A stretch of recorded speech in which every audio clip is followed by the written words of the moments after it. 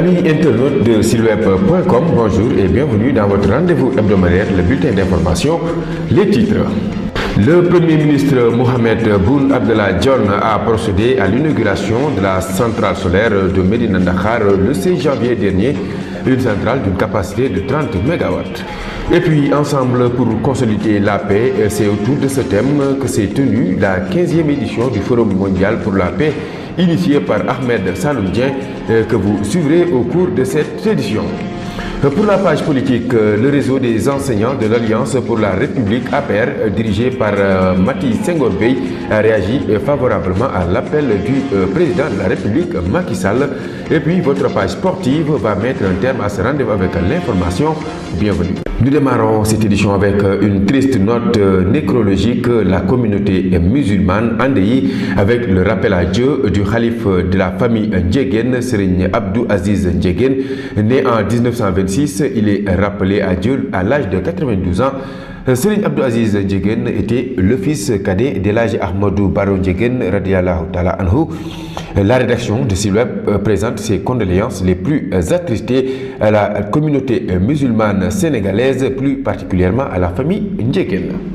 Le Premier ministre Mohamed Boun Abdallah Dionne a procédé à l'inauguration de la centrale solaire de Médina Dakhar le 16 janvier dernier.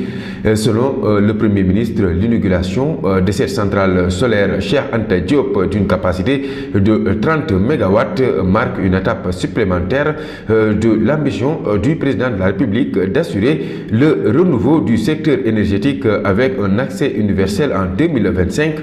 Le Premier ministre que nous suivons avec Ibrahima Ndiaye.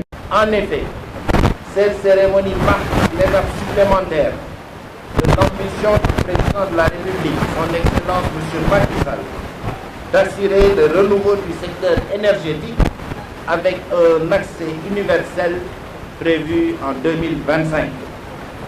Ainsi, après la mise en service des centrales dual fuel de 105 MW de Taïba-Ndiaye, solaire de Mewan de 30 MW et de Malikounda de 22 MW, et aujourd'hui la centrale solaire de Médina Dakhar de 30 MW, seront implantées prochainement dans cette région de Thiès.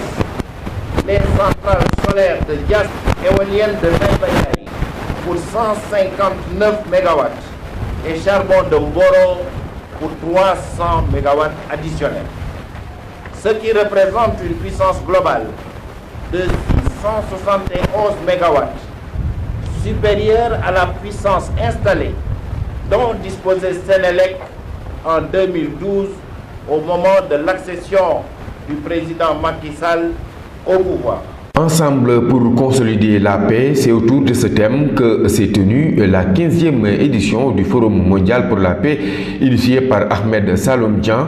Ce forum qui a vu la participation de plusieurs associations islamiques du Sénégal et de quelques pays musulmans est revenu sur les efforts consentis par les autorités pour la consolidation de la paix au Sénégal et dans les pays limitrophes, selon Ahmed Saloum Dieng.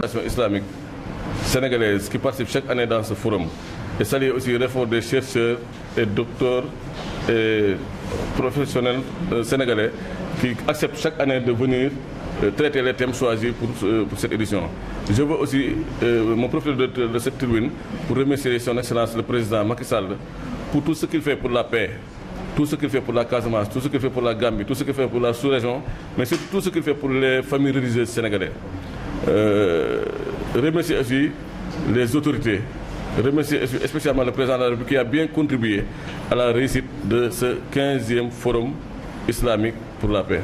Pour la coordonnatrice du mouvement pour un Sénégal d'éthique et de travail, la députée Hélène Tine, cette initiative d'Ahmed Saloum Dieng de travailler à la consolidation de la paix est à saluer à sa juste valeur. Au moment où nous nous trouvons aujourd'hui, avec les menaces que nous avons, les secousses que nous avons senties récemment au sud du pays, et je pense que nous sommes dans un contexte très précaire où le Sénégal en fait est un îlot de stabilité, plus ou moins dans un océan d'insécurité dans la sous-région.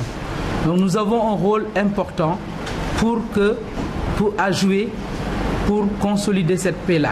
Je pense que c'est là où réellement se trouve la pertinence de cette thématique.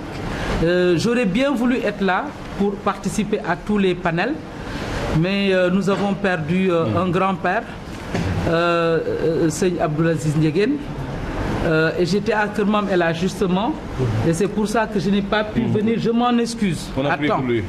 Wow. Amen. Maintenant, je pense qu'il y a plusieurs thématiques. J'ai vu un peu le dialogue entre les différentes composantes de la nation.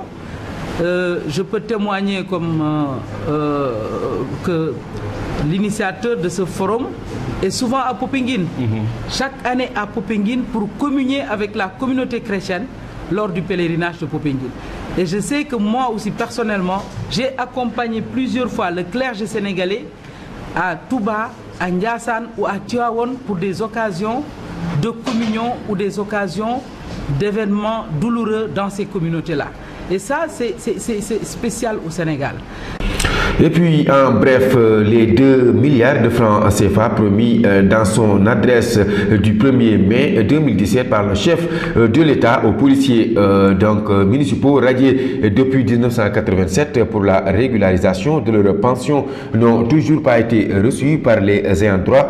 Depuis lors, nous attendons la matérialisation de cette promesse. Il y a peu d'être des lenteurs administratives, mais nous continuons d'attendre, a déclaré le porte-parole des policiers Alassane Ndaw, brigadier chef à la retraite. Et nous parlons politique. Le réseau des enseignants de l'Alliance pour la République APR dirigé par Mati Senghor Bey a réagi favorablement à l'appel du président de la République Macky Sall. En effet, les membres du réseau ont démarché de nouveaux adhérents venus grossir les rangs de l'APR, soutenus par le parrain Ibrahim Wade, la marraine honorable députée Fatou Sène et Daïndike Ndiaye, la coordonnatrice du réseau. Mati Senghor Bey s'est fixé comme objectif avec son réseau de réélire le président Macky Sall en 2019. Donc notre activité d'aujourd'hui s'inscrit dans le cadre de la massification du parti. Parce qu'on sait que les élections législatives passées ont constitué un baromètre pour tous les partis politiques. Et après une analyse exhaustive des résultats au sein de notre réseau, on a constaté qu'on a une victoire et on s'en félicite avec 105 sièges sur les 165. Mais après une analyse exhaustive, on s'est dit que ça ne suffit pas pour porter notre président de la République à la tête de l'État en février 2019. C'est pourquoi nous avons commencé tôt, parce qu'il ne sert à rien de courir, il faut partir à temps.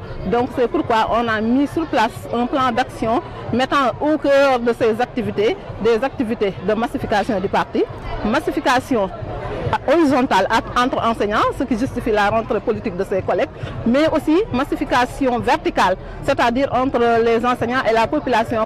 À Tambacounda également, l'appel du président de la République n'est pas tombé dans l'oreille d'un sourd du côté de la LD. Les responsables de parti ont bien perçu les messages puisque le secrétaire général national par intérim, le député Nicolas Ndiaye, s'est rendu dans la région de Tamba pour requinquer les troupes de la Ligue démocratique.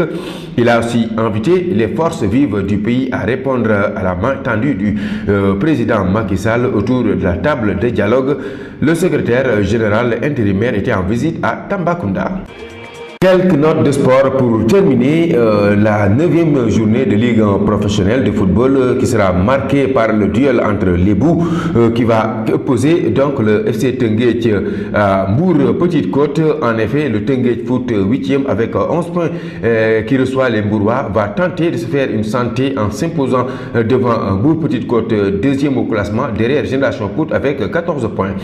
En levée de rideau, le Jaraaf de Dakar 5e avec 14 points va offrir l'hospitalité au Banlieusards de Guédiawaye Football Club avant-dernier qui comptabilise 4 points. À Mbour, le stade de Mbour sera aux prises avec le FC Sonacos 6e avec 12 points. Le Ndiambour de Louga 9e, 9 points pour leur part sera à Dakar pour le match qui doit les opposer à Niary Tally 10e, 9 points. Pendant ce temps, les Casacés du Casasport qui pointent avec donc 7 points à la 11e place se déplaceront à la Linguère 8e, 11 points. Pour les autres rencontres donc, de cette 9e journée, l'AS Douanes affrontera les académiciens du FC Djambar pendant que le leader Génération Foot va accueillir Dakar Sacré-Cœur. Voilà, amis internautes, c'en est tout pour ce bulletin d'information. Rendez-vous semaine prochaine pour d'autres informations. Au revoir et merci pour votre fidélité à silweb.com.